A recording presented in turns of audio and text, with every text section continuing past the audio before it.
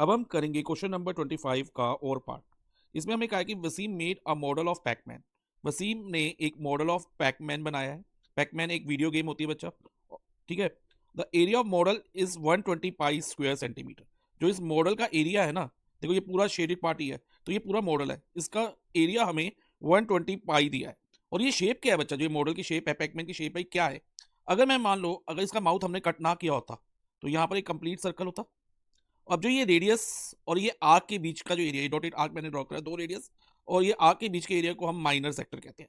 और जो बाकी पोर्शन बच जाता है ना बच्चा सर्कल का, जो ये शेडेड पार्ट है, ये मेजर सेक्टर होता है। यानी कि जो एरिया ऑफ पैकमैन है ना, यानी कि एरिया ऑफ मॉडल, वो एरिया ऑफ मेजर सेक्टर ही है एक तरह से। तो और हमें कितना दिया एरिया ऑफ मेजर सेक्टर या area of model? 120 pi square centimetre. Okay, ये माइंड में आपको रखना है। अब आगे पढ़ते हैं। इसमें लिखा है Pacman's mouth forms an angle of 60 degree. जो ये पैकमैन का माउथ है, ये 60 डिग्री का एंगल बना रहा है। कहां पर? At the centre of the circle. क्योंकि ये कंप्लीट सर्कल है, देखो उसका सेंटर ये रहा, तो यहाँ पर एक 60 डिग्री का एंगल ड्रॉ हो रहा है।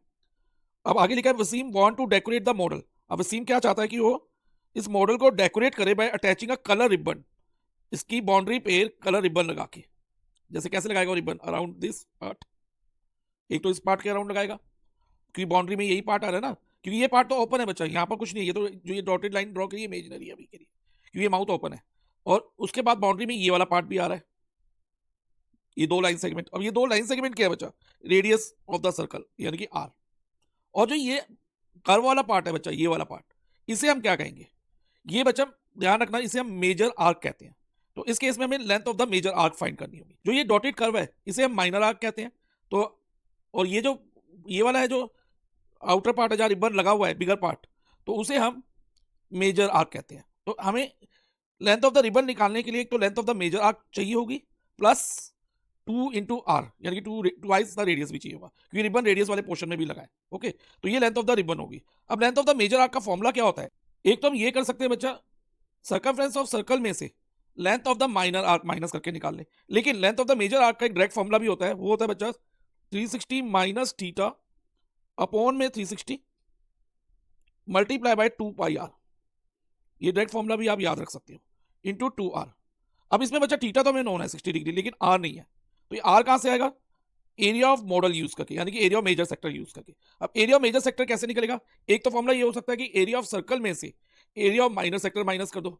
लेकिन अगेन इसका एक डायरेक्ट फॉर्मूला है, वो formula direct formula 360 minus theta upon में 360 into pi r square is equal to 120 pi. अब वैल्यूज डालते हैं। 360 माइनस थीटा, थीटा कितना है? 60 डिग्री, तो थीटा हो गया 60 डिग्री, तो 360 माइनस 60 अपॉन 360। अभी पाई और ये पाई कट हो जाएगा, तो इधर आ जाएगा r square is equal to 120। अब 360 माइनस 60 इज 300, 300 अपॉन में 360 इंटू आर स्क्वायर हो जाएगा इज इक्वल टू 120। अब आर स्क्वायर की वैल्यू क्या होगी बच्चा? ध्यान देना, आर स्क्वायर की वैल्यू निकालने के लिए हम 120 मल्टीप्लाई बाय, क्योंकि 360 डिवाइजर में है, तो यहाँ आके ये मल्टीप्लाई में आ जाएगा 360 अपॉन में 300, क्योंकि आर स्क्वायर के साथ 300 मल्टीप्लाई हो रहा है, तो ये आरएचएस में आके डिवाइजर में चला जाएगा 300। एक जीरो से ये जीरो कट हुआ, एक जीरो से ये जीरो कट हुआ। उसके अलावा आप इसको इसको कट कर दो, 3 और 12 को 4 आ जाएगा। So R square is equal to 4 multiply by 36। अब आर की वैल्यू क्या रहेगी? Square root of 4 multiply by 36। अब स्क्वायर रूट ऑफ 4 तो 2 होता है, और 36 का स्क्वायर रूट 6, तो रेडियस हमारा 2 मल्टीप्लाई बाय 6 12 सेंटीमीटर आ जाएगा। अब हमें लेंथ ऑफ द रिबन निकालना है, तो अगेन अब जो ये फॉर्मूला यहाँ पर लिखा है, length of the major arc plus 2 r में आर की वैल्यू डाल दो, तो ये क्या होगा बच्चा? अगेन 360 माइनस थीटा की जगह 60 आ जाएगा अपॉन 360 ब्रैकेट मल्टीप्लाई बाय 2। और पाई की वैल्यू हमें नहीं दी, तो हम पाई को पाई रहने देंगे, और आर 12 है, प्लस 2 मल्टीप्लाई बाय 12 हो जाएगा इसका। अब इसको आगे सॉल्व करें तो बच्चा देखो क्या आएगा? 360 माइनस 60 300 अपॉन में 360 into 2 pi into 12 plus 2 into 12 24, यहाँ पर 24 आ जाएगा। अब कट करो जितना हो सकता है, जैसे ये 0 से 0 कट हुआ। अब 30 और 36 दोनों 6 से जाते हैं। 30 को अगर 6 से डिवाइड करेंगे 5 आएगा, और 36 को 6 से डिवाइड करेंगे तो 6 आएगा। अगेन ये 6 1 द 6 और 6 2 द 12 होता है, तो इधर 2 आ गया।